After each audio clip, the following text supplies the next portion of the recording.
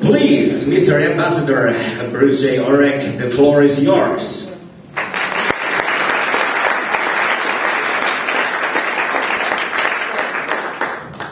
I can use stairs. Okay.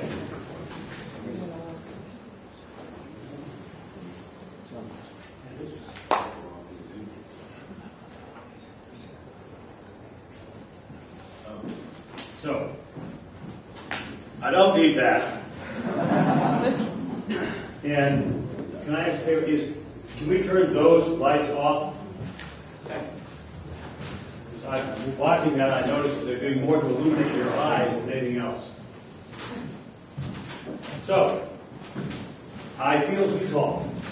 Let's see what's happening. Okay. So let me start with why this is all relevant. And we'll get to the things I do want to talk about. But I want to remind you that this is not just an exercise for fun. That's my boss, State Department. I don't get to use that fancy thing very often, so I thought I'd put it up there. All right, so the next one I'm going to show you is this is a historic mapping of temperature change. This is not a projection. This is not what might be. This has been the last roughly 140 years or so, okay? So watch this now. Obviously, the reddish color represents temperature gaining. You see the year at the bottom, 1916, 18, 21, 23, and this. And you'll notice what's happening as it gets warmer and warmer and warmer now, the last 20 years.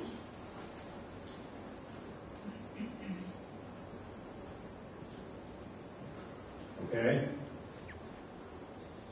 That's the average annual. This is not theory. That's history. That's a fact. There's a reason why this is relevant. Because our world is changing. And how badly is it changing? This just came out from the UN last week. Explain it to you. Global greenhouse emissions. And this is the goal. This is the 2 degrees centigrade goal. But look at the path that we are on. We're supposed to already be down here. Right? These are the times we started the conversation, and we were going to start cutting, and we were going to start cutting, and we were going to start, uh-oh. We're headed in the wrong direction. What does that mean? That means that right now we are on a course to see a global temperature increase of not 2 degrees centigrade, but closer to 4 degrees centigrade. You're going to be turning in your skis for surfboards. This is not good news. Sorry, not good news. But this is not done. We're not there yet. It's not that there isn't a chance for us to change. But to change requires leadership. What ECO2 here in Tampere evidence to me is a desire to lead, a willingness to grab hold of the future and shape it. Not just lead, not fall into it, but make it the way you want it to be. And so many of the projects that we've done here are great first steps. So now I want to talk about how we may address the problem.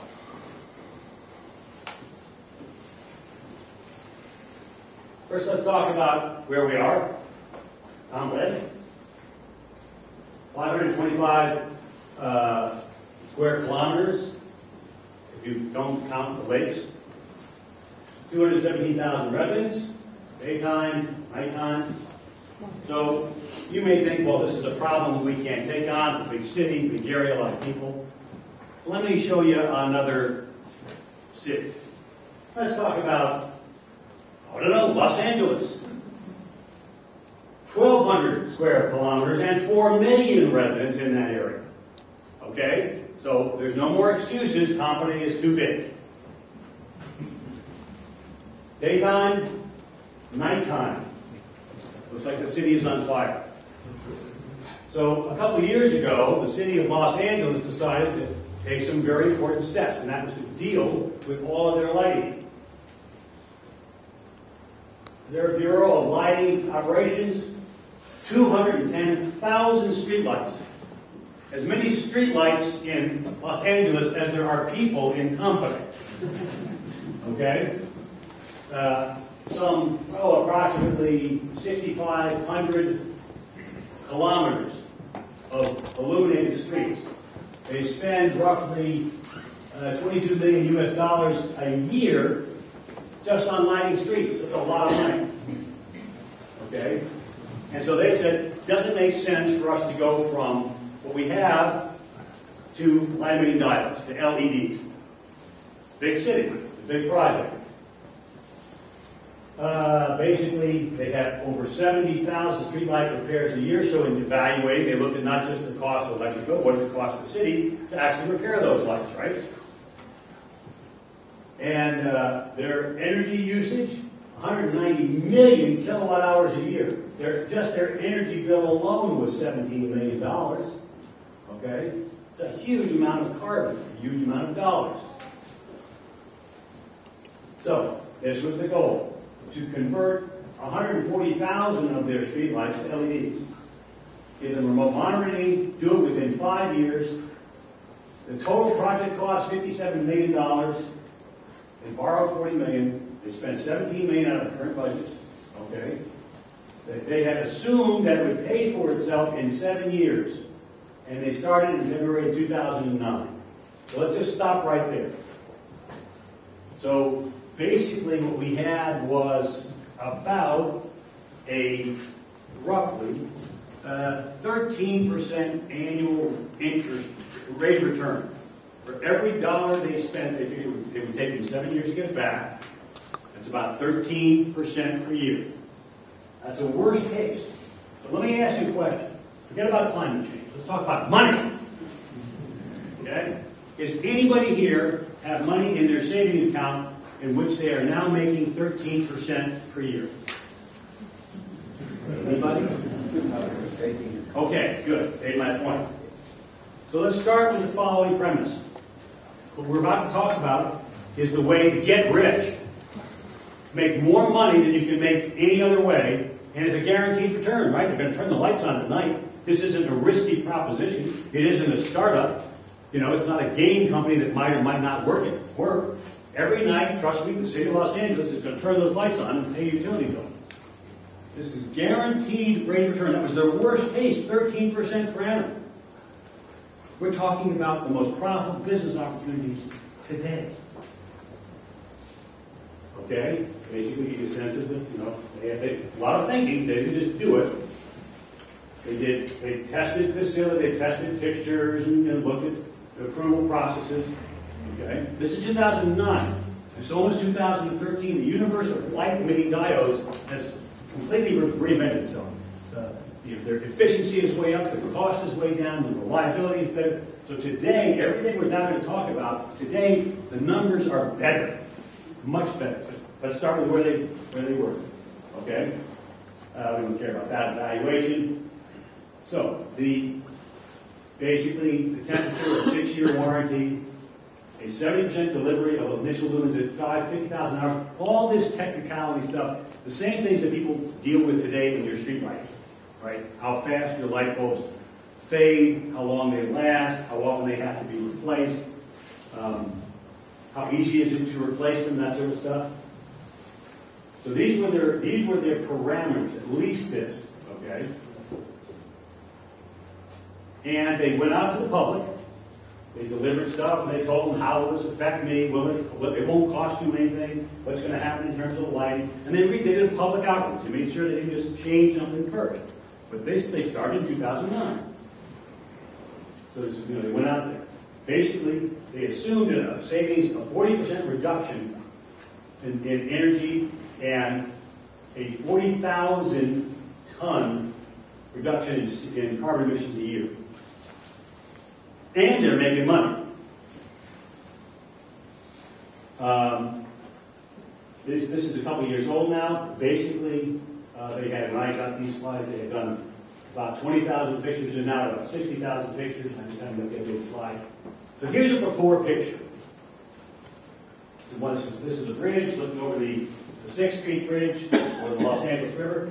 This is that yellow high-pressure sodium vapor light that you're used to seeing in some ports, a mercury vapor light that you're used to seeing on your streets throughout Finland. Okay? That's before. That's after. Before. After. Cool. You'll notice better color, better control of the light. You're lighting what you want to light up and not your windows. Let's look at it this way. Before, after. So let's just stop with that one example. Does anybody feel that at this point, making 13% per year on your money, saving 40% in power, reducing your CO2 emissions by over 1,000 tons a year, does anybody feel there's been a sacrifice here? Have we gone back to the dark ages? Did we step backwards in time? Are we eating grubs and living on a dirt floor? No. It's better. It's better in every respect. Is it hard to see with the light in the room? That's the street before. This is the street after. More light on the street. No more light in the neighborhood. Less light, actually. More accurate color rendition. And you're making money. Lessons learned. You know, if they save money, improve visibility, all that kind of stuff. Basically, here's what they did. A bunch of this stuff. They were easier to install, easier to maintain, easier to transport, less warehousing, improved uniformity of lighting, a smaller wiring size, compatible with remote monitoring, dimmable, which high pressure is not, improved visibility. And, so here was this again, just a little bit older. The bottom line is, they actually achieved a 55% energy savings, not 40%. And, in this one, I don't know if they show this or not, maybe it's on this slide or not. No, sorry. Yeah, it is, okay. They spent basically $500 roughly, the whole fully loaded cost of change each fixture. And, okay.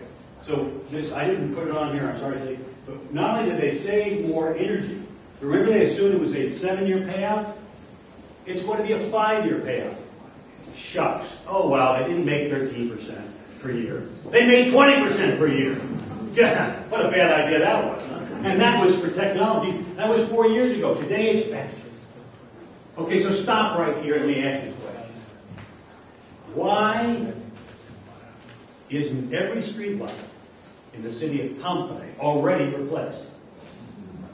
Again, too much money in the city coffers? You like those lights shining in your windows at night? You're happy emitting more carbon than you need to? Just a question. Okay. So, and of course the issue is not just about what happens on your streets. This is my area where I focus, the built environment. Look at this. This is the average building. 25.5% of the energy in your building is in lighting. Not heating, not cooling. It's lighting. And this is not hard. Let's assume you had these bulbs right here. Right?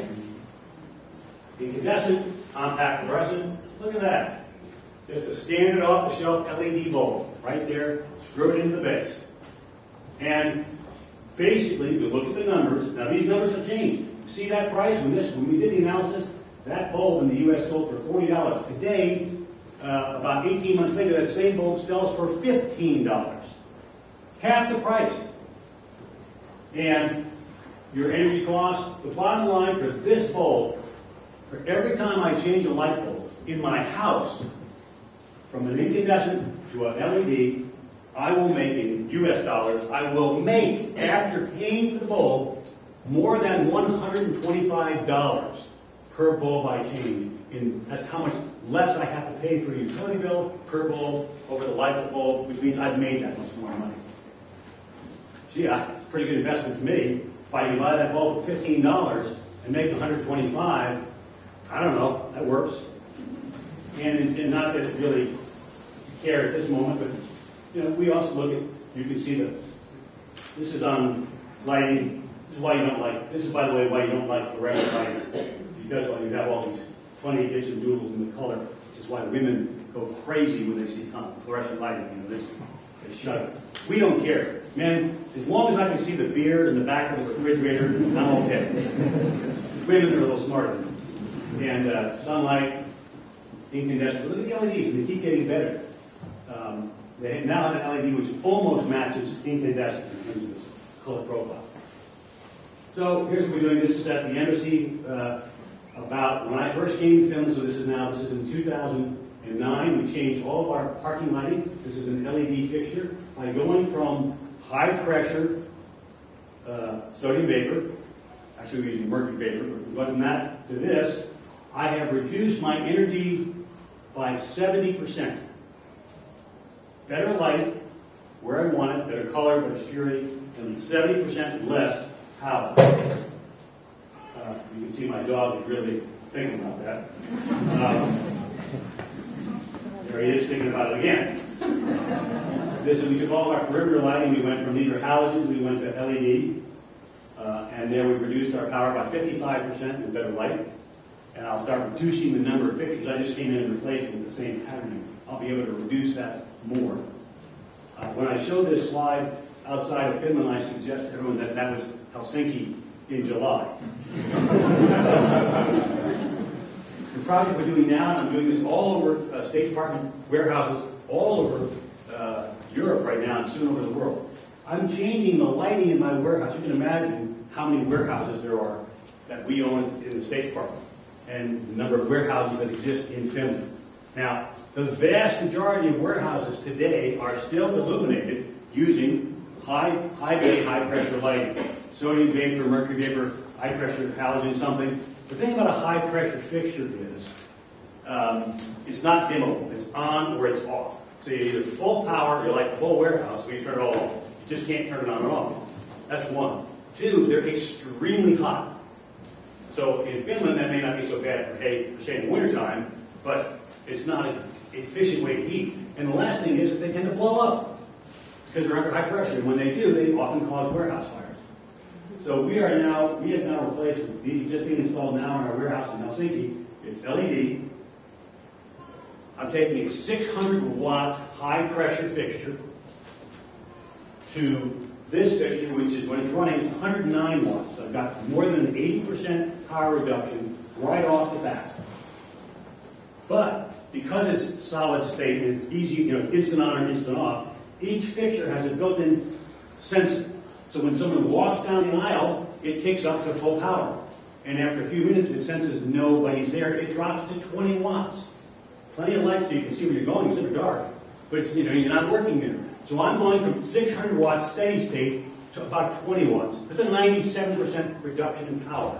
Even after paying for the fixture and the installation, everything else, this will pay for itself in less than about 24 months. I don't know, 50% per annum? That's not, who could deal with that much money? Maybe 50% per year. Off the shelf. Another example on retrofit. Here's the Empire State Building, right? 1932 or 3, 220,000 square meters, and basically they did an energy retrofit. Here's the deal. They spent $13 million on greening the building for energy efficiency, and their savings, $4.4 million a year. A 1932-33 building, 270,000 square meters, 6,500 windows, everything says it couldn't be made more efficient. They're not only did they do it, but they did it, and they're making 33% a year on their money. What's wrong with this picture? We don't have to worry about government incentives. There's no incentive here. This is, do you want to make money? Stop sitting on your thumbs. Okay, let's keep going. In Vegas. Now, I'm not a big fan of Las Vegas, and they're not exactly what you'd say environmentally conscious, but they don't gamble when it comes to money. Only you gamble when it comes to money. Here's what they found. In doing over their own building, it's hard to say, but basically, on lighting, they're showing a payback period of a half a year. They had assumed that, but in fact, this is their experience. Half a year. Cooling tower upgrades, basically 11 years. Solar farms in 5.2 years. Advanced air conditioning 6.9. The bottom line, this one they didn't do well on, but they do a detailed analysis and they're retrofitting as fast as they can. Why? Not because Las Vegas gives a hoot like hell about the polar bears. They don't. But they want to make money. And great, the more money they make doing retrofits, the better off we are. This is the National Renewable Energy Lab in Golden, Colorado. This is one of the most advanced places in the world for building efficiencies. Great. This is their campus. And this building here is their latest project. This is approximately, I think the whole thing here is roughly around 50,000 square meters, and it is net zero energy. It's a net zero. It produces as much energy as it uses. And a lot of things this is about how they design it. The bottom line was it was built at building standard costs. And it's LEED Platinum, right? So let's go back to it, sorry. This is built. This is the last phase of completion. This is the first phase. This is the next phase. It's completed. This piece, zero energy, LEED Platinum, built for the same cost as traditional building. Anybody who tells you, I can't afford to do this, is lying. It's not true. Cigarettes do cause cancer, despite what they told you all those years. This is no longer theory, just done. LEED Platinum. Here's a LEED Platinum office complex being built in Colorado right now. Here's a LEED Platinum office building in Berkeley, California. And here's our standard calculus today in the U.S. Lighting, payback, 5 months to 2 years. Expected rate of annual return on investment, 50% per annum to 200% per annum. Really? Do you guys hate money that much? Water optimization, payback, 1 to 2.5 years. Photovoltaics, payback in 10 years. That's still a 10% annual rate of return. Solar thermal, less than 3 years. HVAC improvements, 2 to 3 years.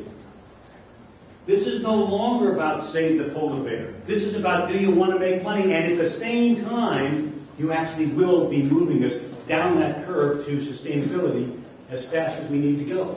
But we can't get there unless you act. You got to go now. It's not about tomorrow. It's about today. Unless you don't want to make money today.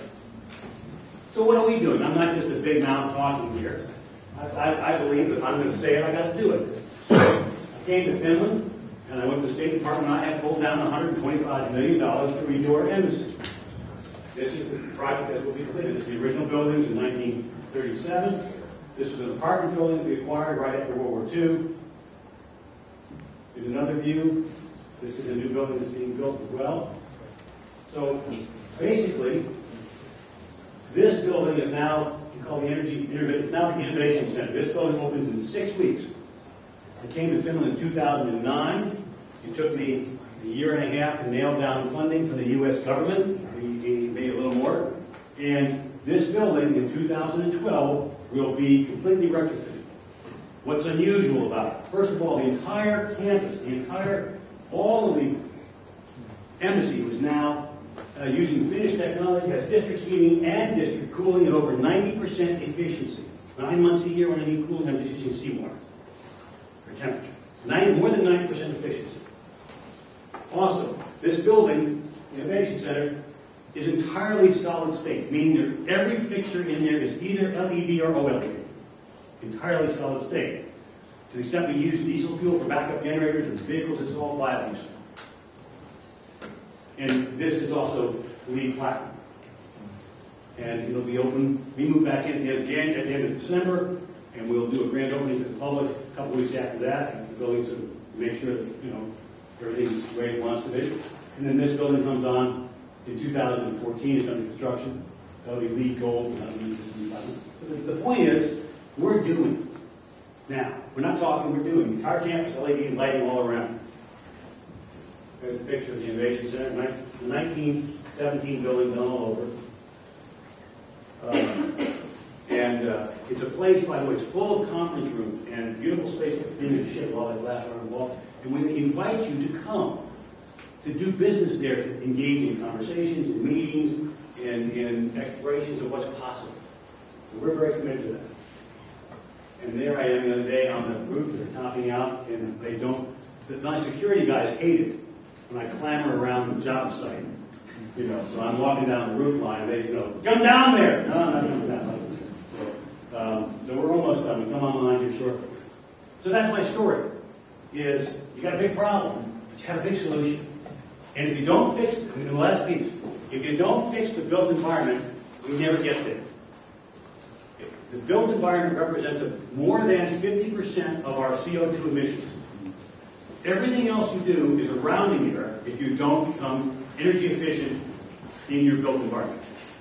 So the good news, we know what the problem is. The good news, we know what the solution is. The good news, the solution makes money today.